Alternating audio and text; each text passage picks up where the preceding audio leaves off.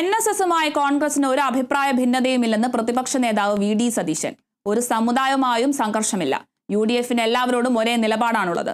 ആചാരലംഘനം സംരക്ഷിക്കാൻ നടപടിയെടുത്തത് UDF ആണെന്നും പ്രതിപക്ഷ നേതാവ് പറഞ്ഞു. സർക്കാരിന് കപടഭക്തിയാണെന്നും VD സതീശൻ ആവർത്തിച്ചു.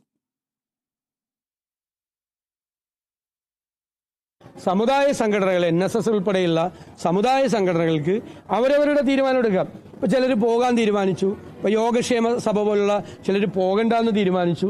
പലരും പല തീരുമാനം എടുത്തു, പല സംഘടനകളിലും. അത് അവരുടെ സ്വാതന്ത്ര്യമാണ്.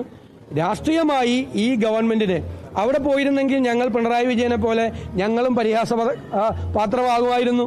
സമദൂര സിദ്ധാന്തമാണ് അവരെടുക്കുന്നതെന്ന് പറഞ്ഞു. തെരഞ്ഞെടുപ്പ് ഇതുമായിട്ട് എന്താ ബന്ധം?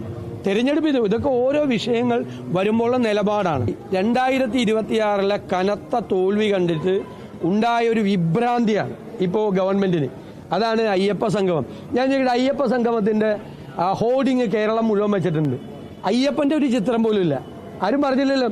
സ്വാമി അയ്യപ്പന്റെ ഒരു ചിത്രം പോലും ഇല്ല. ചിത്രം പിണറായി വിജയന്റെയും വാസവന്റെയും ചിത്രമാണ് വെച്ചിരിക്കുന്നത്. ഗവൺമെന്റ് ചെയ്തത് എന്ത് വൃത്തികേടാണ് ചെയ്തത്? ആചാര ലംഘനം നടത്തുന്നതിന് വേണ്ടി പോലീസിന്റെ പിൻബലത്തോടു കൂടി 2 സ്ത്രീകളെ കൊണ്ടുവന്ന് ഇരുട്ടിന്റെ മറവിൽ ശബരിമലയിൽ ദർശനം നടത്തി.